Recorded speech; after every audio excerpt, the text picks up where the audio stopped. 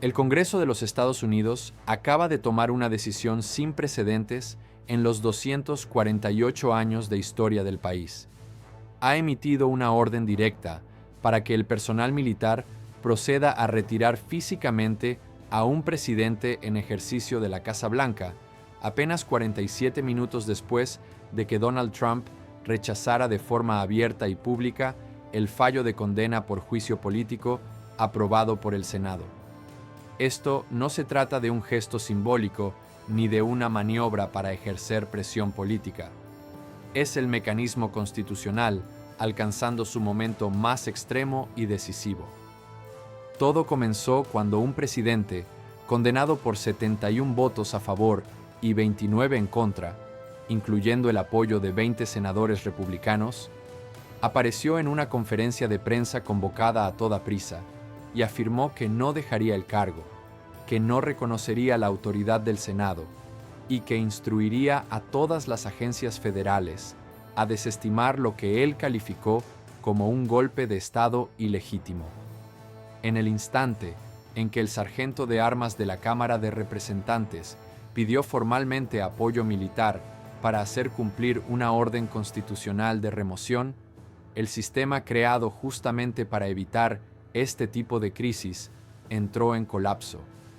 ¿Qué provocó este instante histórico en el que el Congreso se ve obligado a recurrir a la fuerza militar para apartar a un presidente?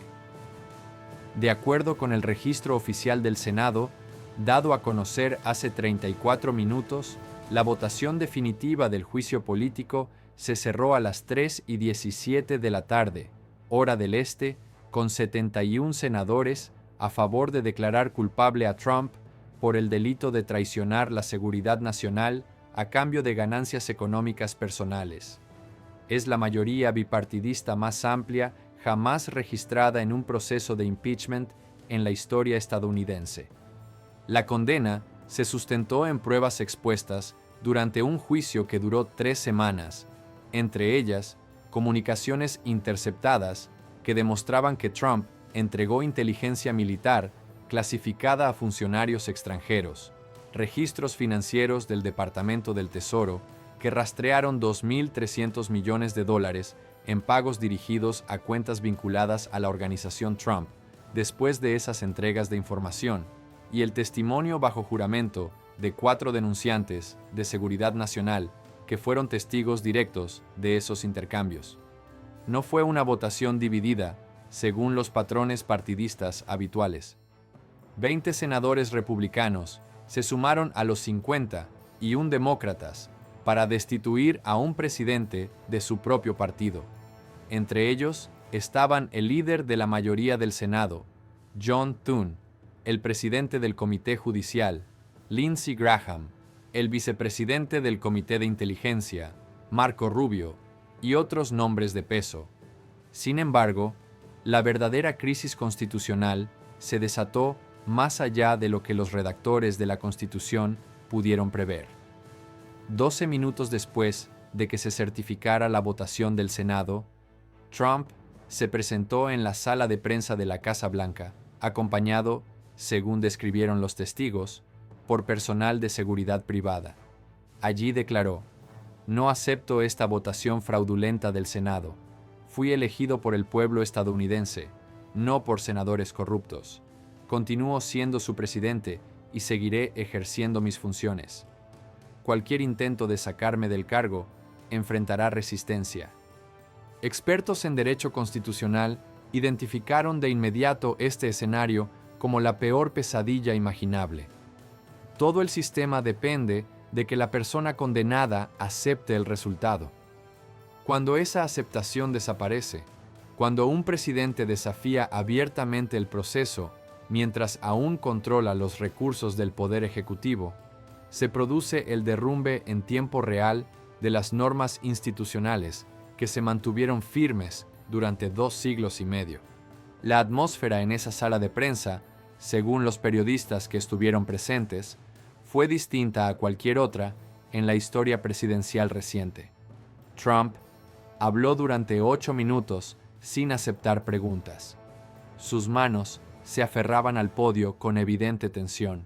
Detrás de él había cerca de una docena de personas vestidas con trajes oscuros y auriculares, identificadas por corresponsales de la Casa Blanca como personal contratado de una empresa de seguridad privada, no como agentes del servicio secreto. Un periodista de Associated Press destacó que el equipo habitual del servicio secreto, que normalmente acompaña al presidente, no estaba en su lugar habitual. Se mantenían al fondo, contra la pared, visiblemente incómodos, sin saber si debían permanecer o retirarse. Esa sola imagen transmitía la ruptura profunda que estaba ocurriendo. Lo que agravó aún más la declaración de Trump desde el punto de vista legal fue el contenido preciso de sus palabras. Según la transcripción oficial de la Casa Blanca, publicada hace 29 minutos, dijo: "He dado instrucciones a todos los secretarios de gabinete y directores de agencias para que ignoren cualquier comunicación del Congreso que intente transferir la autoridad ejecutiva. He ordenado al servicio secreto mantener los protocolos de protección habituales alrededor de mi persona como presidente en funciones. He ordenado al Departamento de Justicia iniciar una investigación contra los senadores que participaron en esta farsa de condena por traicionar al pueblo estadounidense. Cada una de esas instrucciones, según analistas constitucionales que las comentaron en vivo minutos después en CNN, constituye un intento deliberado de emplear el poder ejecutivo para anular un proceso constitucional. El problema central para Trump es que su autoridad para emitir esas órdenes terminó exactamente cuando la votación del Senado alcanzó los 67 votos necesarios. Está impartiendo directivas desde una posición que ya no ocupa de manera legal. El juicio que finalizó hoy comenzó hace 4 semanas, cuando 18 senadores republicanos se unieron a los demócratas para redactar los artículos de impeachment después de una sesión informativa de inteligencia clasificada el 20 de enero que legisladores de ambos partidos calificaron como devastadora. El senador Mitt Romney, quien encabezó el bloque republicano crítico, explicó que la presentación, realizada por la directora de Inteligencia Nacional, Avril Haines, y el director de la NSA, Timothy Hoff, incluyó transcripciones descifradas de Trump conversando sobre capacidades satelitales clasificadas con funcionarios extranjeros, cables de rastreo de transferencias financieras entre entidades foráneas y propiedades de Trump, y anexos clasificados que documentaban 11 episodios separados en los que la entrega de información fue seguida de pagos. El juicio incluyó el testimonio del almirante de la Armada James Stavridis, quien detalló cómo la información comprometida afectó operaciones activas.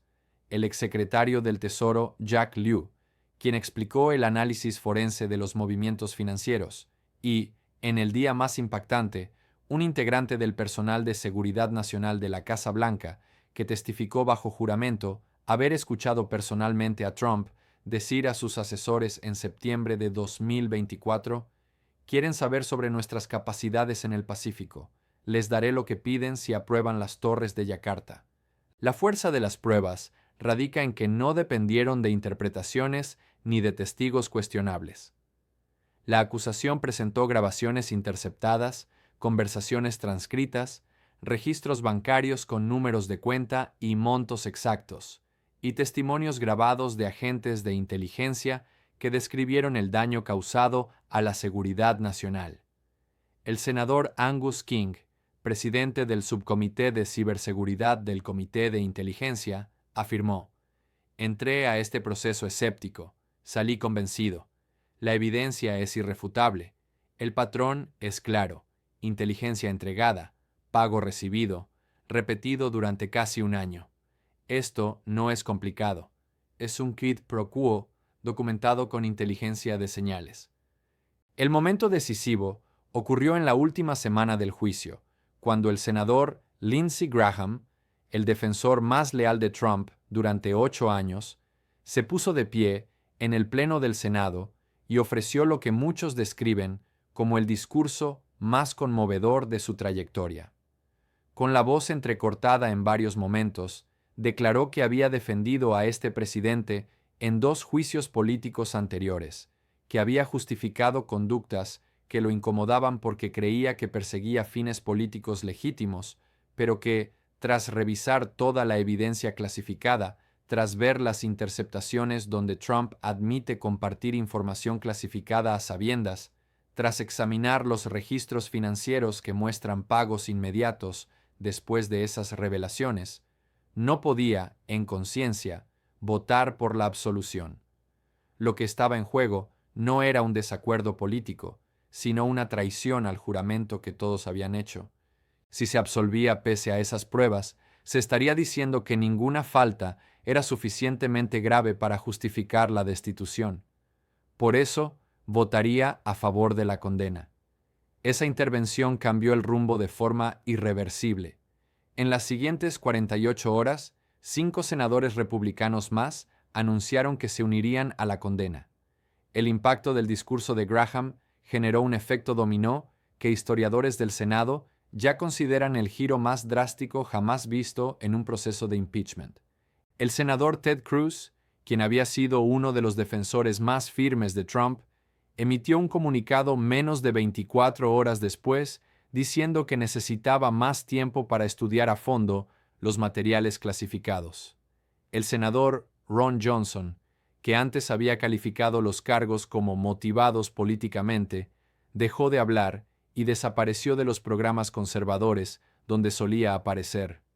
El senador Tom Cotton, visto como posible sucesor de Trump y cuya carrera se había construido en gran parte sobre la lealtad al expresidente, pidió una reunión privada con el Comité de Inteligencia para revisar las interceptaciones específicas mencionadas por Graham. No eran senadores cualquiera sumándose a una corriente, eran aliados cercanos de Trump que entendieron que la evidencia era tan contundente que seguir defendiéndolo destruiría su credibilidad de manera permanente. El juicio concluyó esta tarde bajo la presidencia del presidente de la Corte Suprema, John Roberts, como establece la Constitución. Tras 3 semanas de testimonios, presentación de pruebas y deliberaciones, el Senado votó 71-29 a favor de condenar a Trump por el artículo 1, traicionar la seguridad nacional en beneficio personal. La votación superó el umbral de 2/3 por 4 votos. Según las reglas del Senado, la condena remueve de inmediato al presidente del cargo y activa la sucesión presidencial. El vicepresidente J.D. Vance estaba listo para prestar juramento a las 4 de la tarde. El sargento de armas del Senado tenía preparados los protocolos de transición estándar. Los presidentes anteriores que enfrentaron juicios políticos comprendieron que la condena implicaba la destitución. Nixon renunció antes de llegar a ese punto. El sistema presuponía la aceptación institucional del proceso constitucional. Trump rompió esa premisa. Su rechazo público al veredicto, pronunciado en vivo por televisión mientras el Senado aún estaba reunido, generó una crisis sin una solución expresa en la Constitución. El texto constitucional establece el juicio político, el proceso y la remoción. No contempla de forma explícita qué ocurre cuando un presidente condenado simplemente se niega a abandonar el cargo. Según el profesor Lawrence Tribe, de la Escuela de Derecho de Harvard, quien habló con CNN hace 18 minutos, la Constitución asume el cumplimiento voluntario. Los fundadores nunca contemplaron que un presidente condenado desafiara abiertamente al Senado y reclamara seguir en el poder. Estamos en terreno desconocido. El único camino posible es la ejecución forzada de la ley, lo que implica solicitar a quienes controlan la fuerza física que hagan cumplir el mandato constitucional. Esa ejecución se activó hace 23 minutos.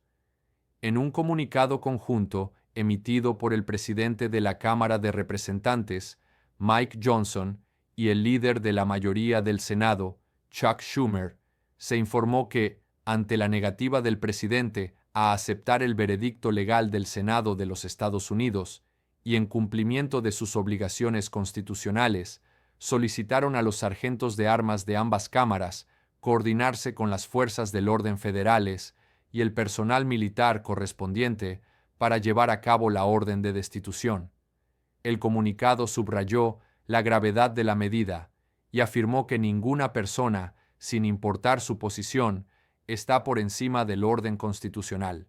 Además, se notificó oficialmente al Estado Mayor Conjunto de la condena del Senado y de la sucesión presidencial, y se aclaró que la cadena de mando militar reconoce ahora a J.D. Vance como comandante en jefe, con efecto inmediato tras la votación del Senado. El aspecto más alarmante no es únicamente la rebeldía de Trump, sino la preparación meticulosa que la sostiene. Fuentes cercanas a la Casa Blanca revelaron que, en las últimas 72 horas, Trump mantuvo varias reuniones con contratistas de seguridad privada, discutió el traslado de sedes de agencias federales a lugares fuera de Washington y redactó órdenes ejecutivas que buscaban anular la autoridad del Senado para iniciar juicios políticos. Un borrador de orden, obtenido por Político y publicado hace 41 minutos, invocaba poderes de emergencia para suspender la ejecución de acciones legislativas consideradas amenazas a la autoridad ejecutiva en tiempos de crisis nacional. Expertos constitucionales señalaron de inmediato que ese documento carece por completo de base legal. Es un intento evidente de crear estructuras de poder paralelas que evadan el orden constitucional. Los borradores revisados por Político, 4 documentos distintos, muestran una planificación sistemática que se remonta al menos a 2 semanas atrás. Una orden pretendía transferir el control de los destacamentos de protección del servicio secreto desde el Departamento de Seguridad Nacional a la dirección personal del presidente. Otra reivindicaba la autoridad para reubicar el poder ejecutivo en funciones en Mar-a-Lago bajo protocolos de emergencia. Un tercer documento calificaba cualquier intento de remoción física del presidente como un acto de insurrección contra un gobierno legítimamente elegido. Esos documentos no tienen validez legal, pero dejan claro que Trump no solo anticipó la condena, sino que preparó una estrategia de confrontación directa en lugar de una defensa jurídica. Su plan no era ganar el juicio, era perderlo y rechazar el resultado. Lo que resulta todavía más inquietante es la estructura que Trump parece haber montado para sostener esta resistencia. De acuerdo con una investigación publicada por The Washington Post hace 38 minutos, el círculo cercano a Trump firmó contratos con 3 compañías distintas de seguridad privada en el último mes, contratando en total a más de 200 exmilitares y exagentes de la ley. Los movimientos financieros revelan que empresas vinculadas a la organización Trump transfirieron alrededor de $47 millones a esas firmas entre el 15 de enero y el 3 de febrero. Partes de esos contratos, obtenidas por el Post a través de una fuente con conocimiento directo de los acuerdos, incluyen cláusulas para proteger a Trump y a su familia en varios sitios, establecer sistemas de comunicación independientes de los canales oficiales del gobierno y lo que uno de los documentos llama operaciones para la defensa de instalaciones. Abogados especializados que analizaron esos contratos le dijeron al Post que, aunque es habitual que los expresidentes contraten seguridad privada, estos arreglos parecen pensados para formar una especie de escudo capaz de resistir acciones de las autoridades federales, lo que podría configurarse como una forma de obstrucción a la justicia. No se muevan de aquí, porque los sucesos más impactantes están ocurriendo en este preciso instante. Y esto es lo que debería preocupar a cualquier persona, sin importar su tendencia política. Estamos frente al examen más severo de si el sistema constitucional puede resistir cuando alguien que maneja el poder ejecutivo decide simplemente ignorar sus límites. Si el Congreso no logra hacer cumplir una condena válida por juicio político solo porque la persona condenada controla recursos de seguridad y cuenta con la lealtad personal de un número suficiente de funcionarios federales, entonces la herramienta del impeachment queda sin efecto real. Los presidentes del futuro entenderán que pueden incurrir en casi cualquier conducta sin consecuencias reales, siempre y cuando estén dispuestos a rechazar cualquier orden de remoción. Eso no es una república. Eso no es democracia. Eso es el comienzo de cualquier régimen autoritario que ha existido en la historia, donde la lealtad a una persona sustituye por completo la legitimidad de las instituciones. Esta situación deja a las Fuerzas Armadas y a los cuerpos de seguridad en una encrucijada prácticamente imposible. Por un lado, tienen una orden explícita del Congreso para llevar a cabo una destitución constitucional después de una condena respaldada por una mayoría bipartidista abrumadora. El juramento que hace el personal militar los obliga a apoyar y defender la Constitución, y la Constitución establece con claridad el proceso de juicio político y la remoción del cargo. Por el otro lado, tienen a un presidente que, técnicamente, sigue en funciones hasta que sea removido físicamente, que reclama una lealtad personal muy fuerte de ciertos sectores del personal y que está dando instrucciones contradictorias, afirmando que aún tiene autoridad constitucional. El general Mark Milley, ex jefe del Estado Mayor Conjunto, dijo en MSNBC hace 15 minutos: "Este es exactamente el escenario para el que nos preparamos, aunque rogábamos que jamás ocurriera. La lealtad de las Fuerzas Armadas es hacia la Constitución, no hacia ninguna persona. Una condena válida del Senado tiene prioridad sobre cualquier reclamo de autoridad continuada. Pero poner en práctica esa orden obliga al personal en el terreno a decidir en el momento qué instrucciones son legítimas. Eso es extremadamente complicado.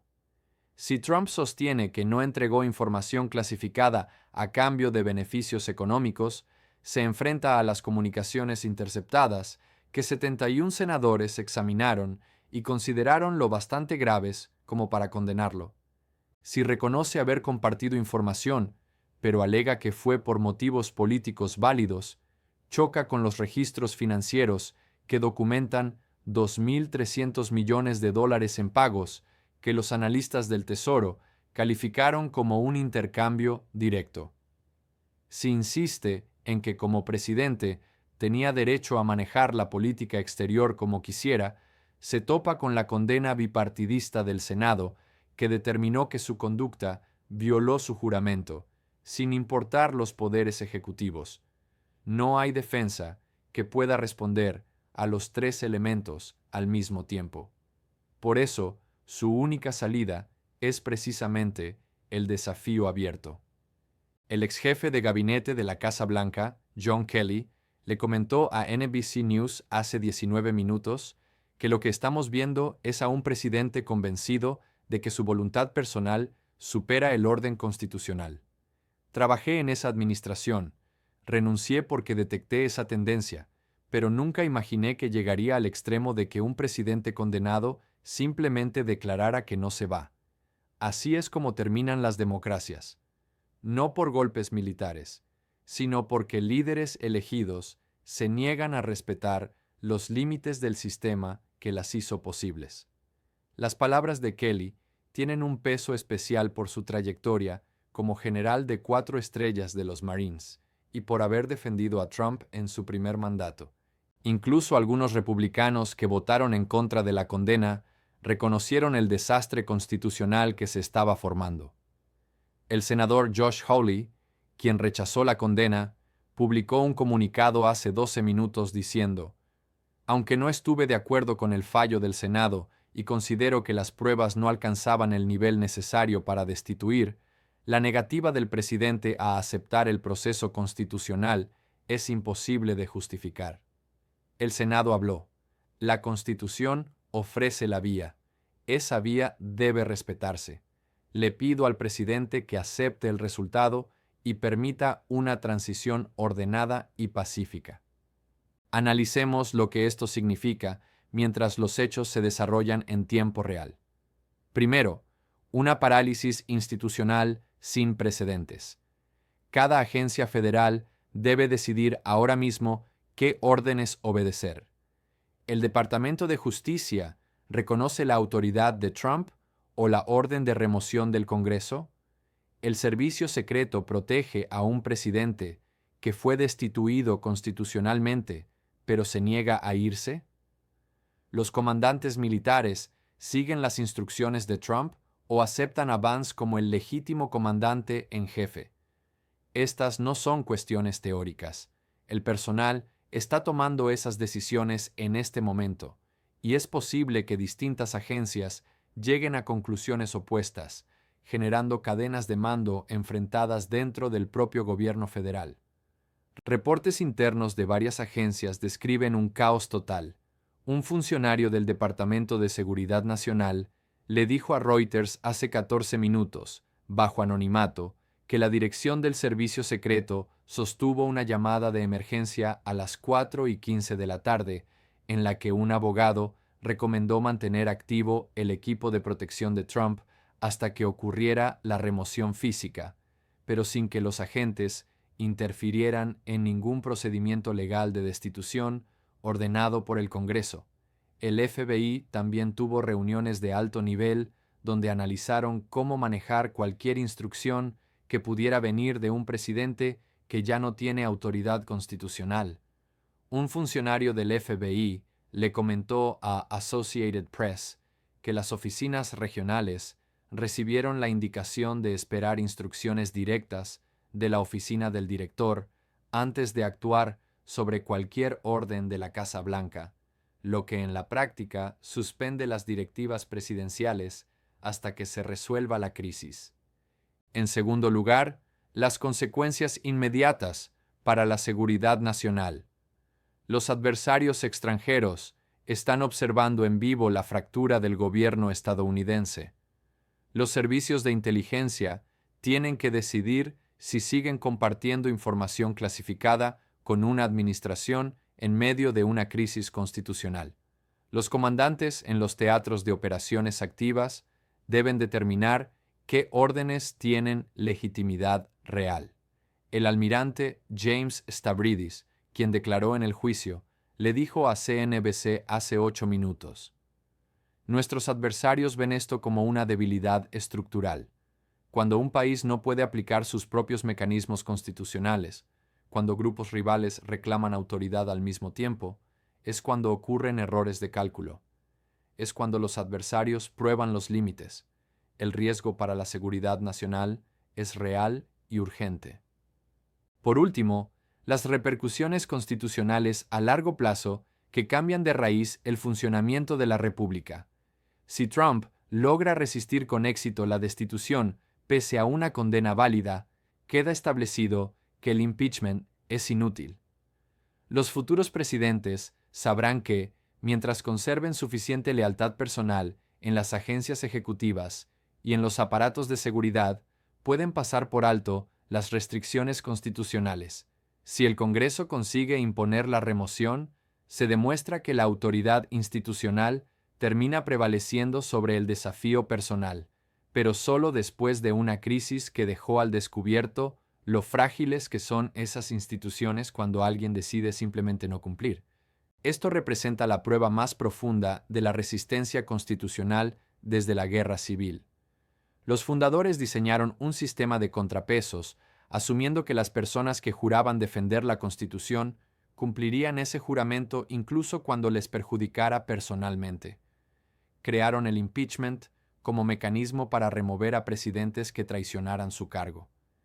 Dieron por sentado que una condena en el Senado llevaría a la destitución, pero escribieron esas reglas en una época en la que se presumía que el honor personal y la lealtad institucional eran condiciones básicas para ocupar el cargo. Nunca contemplaron a alguien que simplemente dijera: "No, no me voy", y que tuviera suficientes personas leales como para hacer viable esa resistencia, al menos temporalmente. El caos es absoluto en Washington y en todo el país.